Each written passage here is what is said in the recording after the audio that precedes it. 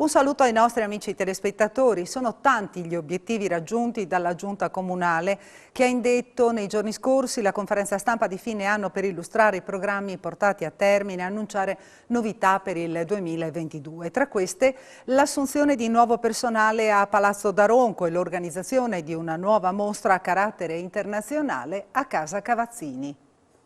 Nel 2021 abbiamo fatto tante cose, io vado orgoglioso ad esempio per due elementi. Uno, che non ho aumentato le tasse ai cittadini, e la seconda cosa, aver creato 30 posti di lavoro. Il Comune di Udine, oltre al turnover, cioè le persone che andavano in pensione sono state sostituite da altre persone, ha creato 30 posti di lavoro in più. Questa è una soddisfazione, soprattutto per i giovani che stanno cercando un lavoro. È chiaro che bisogna fare un concorso. Ne abbiamo fatti 17 di concorsi, i concorsi vanno avanti, ad esempio la polizia locale, anche qui faremo un altro concorso perché vogliamo avvicinarsi ai 100 agenti di polizia locale, che è il rapporto giusto tra una popolazione di 100.000 abitanti, uno ogni in pratica 1.000 abitanti, un agente. Nonostante il Covid, lei è riuscito a vincere una scommessa importante, la sistemazione di Casa Cavazzini. Siamo molto soddisfatti di come sta andando questa mostra, la forma dell'infinito. Ci sono già stati migliaia di visitatori a vederla, ne arriveranno altri perché resterà aperta fino al mese di marzo.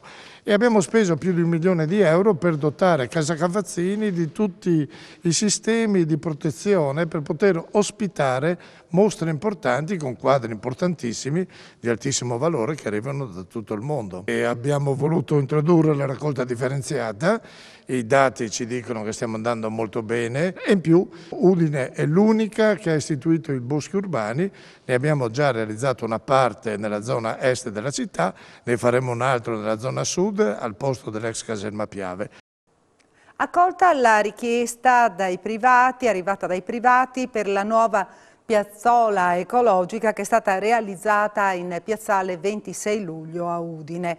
Un modello, secondo l'assessore all'ambiente Silvana Olivotto, che può essere ripreso anche in altre parti della città.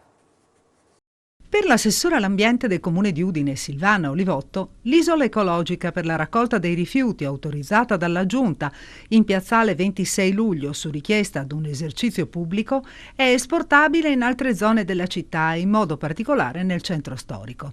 Prevede il posizionamento di specifici cassonetti carrellati posti all'interno di armadiature. I cassonetti sono stati scelti congiuntamente dal locale e dalla NET, quindi sarà tutto molto più decoroso e in linea con l'ambiente, però volevo spiegare che questa attività commerciale sia attivata congiuntamente con la NET, il Comune darà la disponibilità del suolo pubblico, però i costi di questi cassonetti sono a carico dell'attività commerciale e della NET. Noi auspichiamo che anche altre attività commerciali si diano da fare, si attivino, richiedano e possano comunque usufruire di questo servizio. In programma vi sono altre 4 piazzole ecologiche nelle vie Montegrappa, Malborghetto, Sabbadini e Fiducio.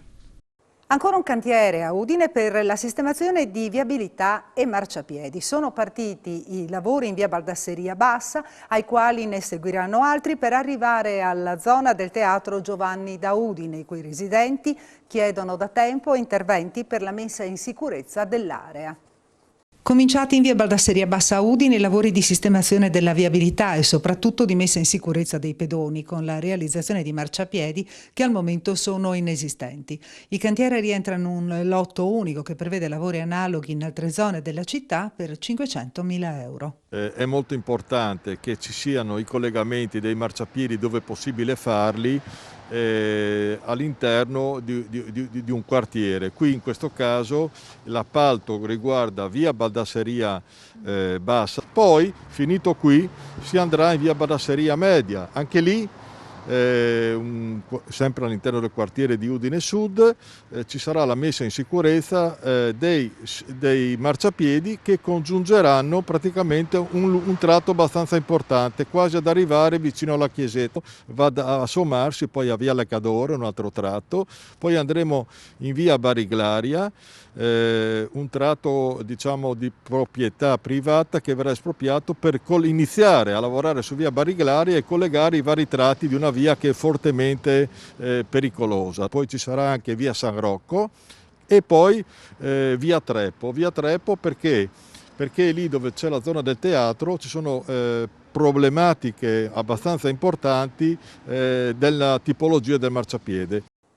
Il Covid non ferma l'attività della ludoteca di Udine che, riaperta da alcuni giorni, continuerà a funzionare anche durante le festività. Per l'assessore all'istruzione Elisabetta Marioni il servizio messo nuovamente a disposizione della comunità è un importante punto di riferimento per la socializzazione ed è fruito da persone di tutte le età.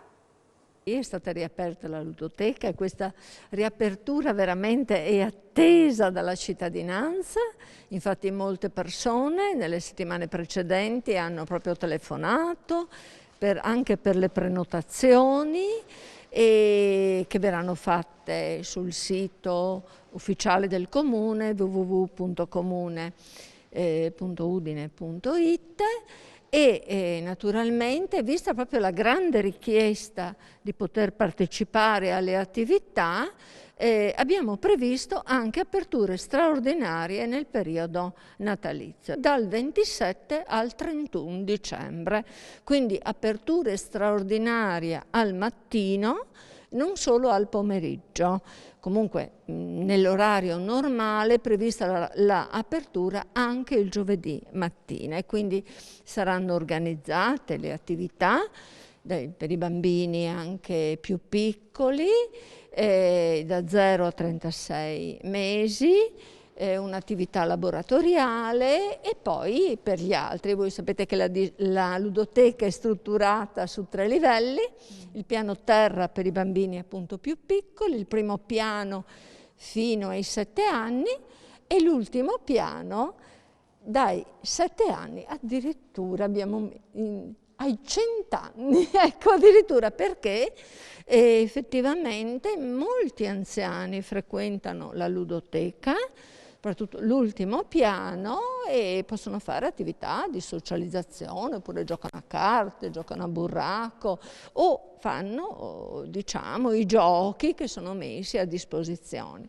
Quindi è una bellissima realtà la ludoteca della nostra città, uno spazio dedicato al gioco sano, e alla promozione della cultura ludica e io sono veramente molto felice per questa riapertura e sono sicura che quest'anno, appunto, anzi scusate, il prossimo anno, il 2022, si supererà anche il numero di persone rispetto agli anni precedenti. In vendita, oltre a tappeti e suppellettili, ci saranno anche moto d'epoca. È quanto si prefigge la Fiera dei Ricordi, la nuova iniziativa che si svolgerà una volta al mese a Udine in via Vittorio Veneto. A Udine, a partire dal 2022, anche via Vittorio Veneto entrerà a far parte delle sedi scelte per organizzare mercatini periodici. Ogni mese ospiterà la manifestazione Vecchi Ricordi.